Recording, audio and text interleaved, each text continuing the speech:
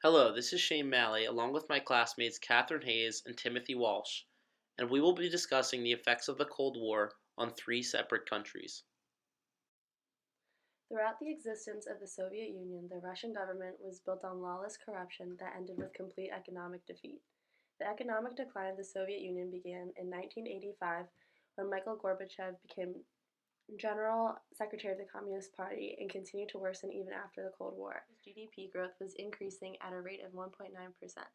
This was a lower rate than previous years, and the growth rate continued to decline through 1989. Between the years 1989 and 1996, just prior to the dissolution of the Soviet Union, in the years following, the GDP dropped 42%. This decline, though often blamed on the dissolution, was also a result of internal disorder and backlash from Yeltsin's economic policies. Similarly to GDP, wages seem to be increasing just prior to the economic collapse. From 1985 to 1989, Soviet incomes increased as wages were adjusted for inflation rates. This increase came to a sudden end in 1990 when there was a sharp decrease in income per person, declining 40%. This decline was in conjunction with the fall of the Soviet Union. Between 1990 and 1992, the Soviet Union experienced extreme hyperinflation. From 1990, the inflation rate increased 9,212%. This was due to the removal of Soviet price controls in an effort to develop a private market economy.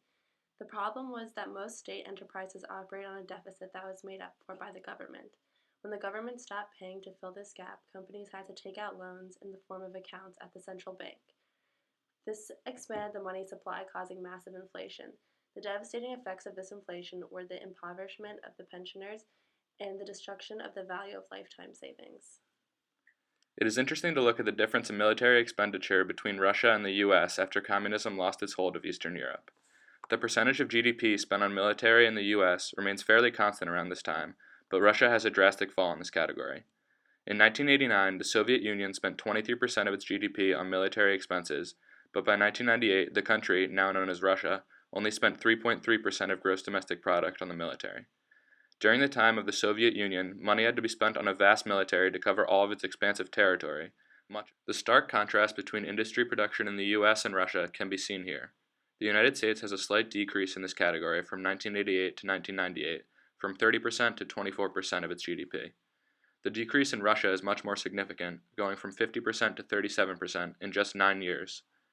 This data supports the argument that much of the manufacturing in Russia was halted due to political problems and trade obstacles with other nations. The United States benefited considerably from the fall of the Berlin Wall and communism across Europe. When the Soviet Union collapsed in the early 1990s, they suffered from a damaged economy, but conversely, the United States continued to advance over the next 11 years. Total GDP rose from about $6.9 billion to $9.9 billion in this span. In all but 1 year during this decade, the gross domestic product of the United States increases, evidence of a better international economy. Many foreign nations were in support of the U.S. at this time for its role in the destruction of the Soviet Union.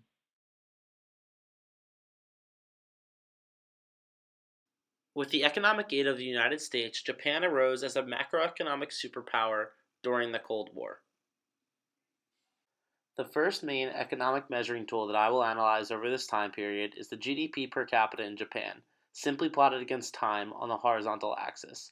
As we can see, there is a steady rise of GDP per capita in Japan during this time period, which rises from $7,775 US dollars in 1960 to $34,240 in 1990, which is an increase of 440%.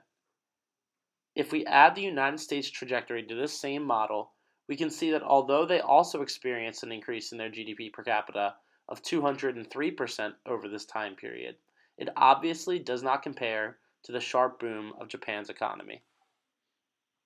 Another interesting variable to analyze over the course of this economic boom is the urbanization of Japan. If we plot the urban population against the total population, it is easy to note that although the population rises over this time period from 92.5 million to roughly 123 million, the amount of people living in urban areas increases dramatically from 40.5 million to 96 million. If we calculate the urbanization rate, this is an increase of roughly 44% to 78% of the population living in urban areas. This rapid increase of urbanization was to accommodate their new industrial economy. If we look at the graph beginning in 1910, we can see a generally steady emissions number that hovers around 1.2 tons per person until 1950. However, in the era of the Cold War that coincided with this rapid period of urbanization, this number that had stayed constant for the previous 4 decades rose to 9 tons per person in the same time frame. So, at the conclusion of this time period, while Japan arose as one of the strongest economies in the world, it also had some serious environmental and sustainability problems on its hands.